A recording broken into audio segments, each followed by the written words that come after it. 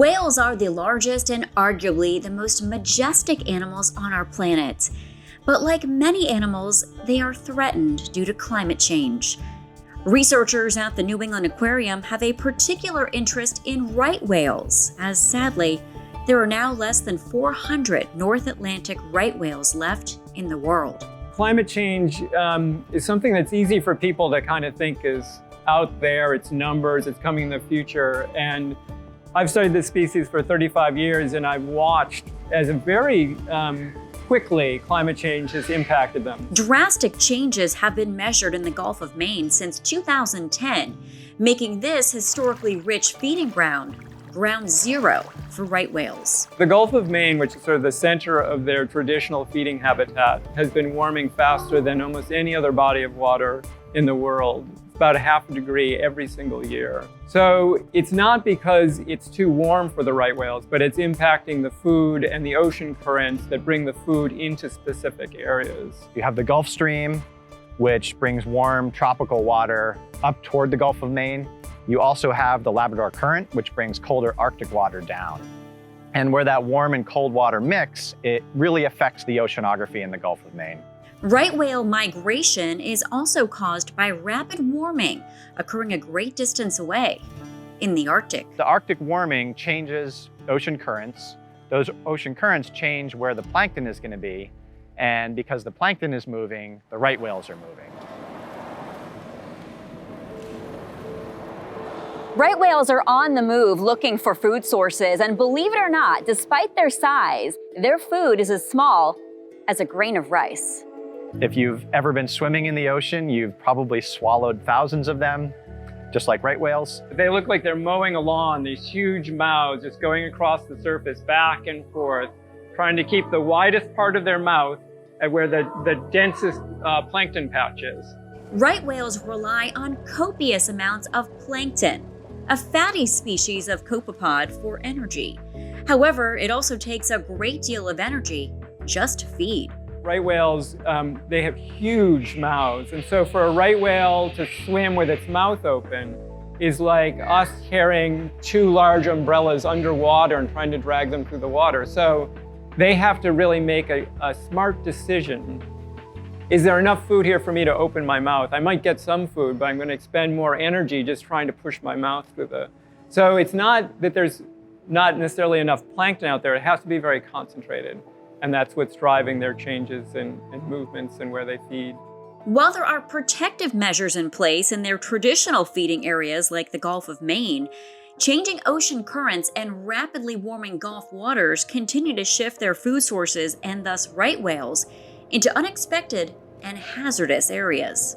The right whale population is critically endangered, and in part thanks to climate change, we are seeing more deaths. If something isn't done to combat that, we can end up seeing more right whale skeletons like this. While we have stopped hunting them, we have not stopped killing them. So they're getting killed unintentionally by entanglements in fishing gear and ship strikes. When they're searching high and low for this food, they have a higher chance of encountering some kind of human activity, like gear they can be tangled in, or ship strikes is the other major problem. Some headway has been made regarding shipping lanes, slowing ships in areas where right whales are known to be present. However, entanglements continue to peril these dignified creatures. The lines that right whales get entangled in have gotten stronger and stronger over the years. So a whale that would get entangled before would be only mildly injured. Now they're being severely injured by those entanglements or killed. Right whales are now in uncharted waters like the Gulf of St. Lawrence. There are some protective measures in place there, but as a human population, we need to come together to do even more. There are solutions. They're really challenging to implement. There's technology that can allow fishermen to fish without ropes, still be able to collect their traps, do what they're doing. It's going to be an expensive transition, and the fishermen will need a lot of both financial and management support to make that transition. The public can help too, and all it takes is submitting a simple photograph or video captured or seen on social media to the New England Aquarium. Since transmitters can wound the whales and get damaged easily, since 1980, NEAQ has relied on their catalog of North Atlantic right whales for tracking. If researchers can identify individual whales, they have a better idea of an individual's health and how migration patterns may be changing. We had a whale that was seen up off of Iceland that people on a whale watch boat took a photograph of. He had just been seen in Cape Cod Bay a few months earlier. And then that whale was seen off the coast of France. Luckily, someone took a video and they sent the video to us and we're like, oh, that's Mogul. That's Mogul who's doing these interesting movement patterns. We actually don't know where they are a larger chunk of the time. So we rely on our ability to find them, take photographs, observe what their weight looks like, what their skin condition looks like, whether or not they have a calve, whether or not they have new entanglements. And so by not being able to find them as frequently, it really impacts our ability to know how the population is doing. Based on these photographs, researchers have noted a change in right whale anatomy due to injuries from entanglements and other factors. All of those human impacts and these cumulative stressors, as they call them, mount over years and years. And in fact, a study was just done that showed that right whales are getting shorter. A right whale in 2019 will be about 3 feet shorter than a right whale in 1981. Not only has there been a change in their growth, but also a change in their reproductive rates due to less available plankton in their typical feeding areas in the Gulf of Maine. They used to give birth every 4 years, 4 to 5 years. Now they're giving birth, some of them is every 10 years. Why is that? Well, a right whale will lose about 1/3 of its body weight nursing a calf.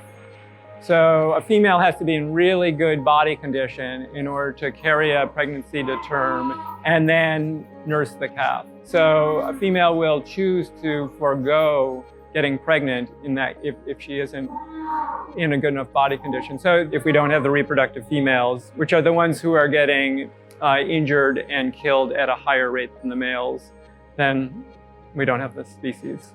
Because right whales generally stay so close to the eastern seaboard, they're at risk from human activities 12 months of the year.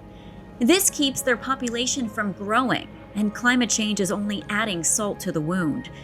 Due to the changing climate, predicting exactly where right whales will be next year remains a challenge. We can be using forecasting as a climate adaptation tool. We can, just like we forecast the weather, we can forecast things like whales. And that's something that we're working on in our lab. So hopefully, as we see each year looking different, we can get a little bit of a head start for how to plan ahead. You think of other creatures that are also being impacted. Fish, for example, they're just not as visible to us.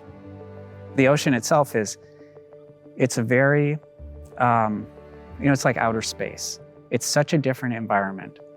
It's really hard for us to wrap our minds around what's happening under the surface.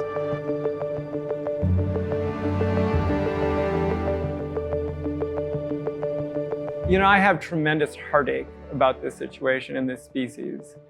It's not even just a species that's going extinct. It's individuals. It's individuals that I've seen, from when they were calves grow up and then give birth to their own calves. It's personal, and I think if people can feel that the way I feel that, then I would hope that they would care.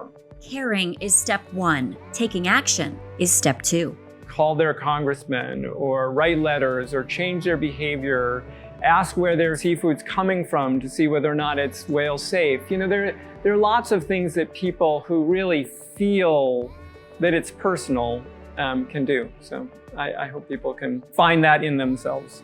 Right whales are not the only whales to be impacted by the effects of climate change. In part 2 of this series, we travel up the coast to Bar Harbor, Maine to talk with researchers at the College of the Atlantic to learn how fin and humpback whales are faring.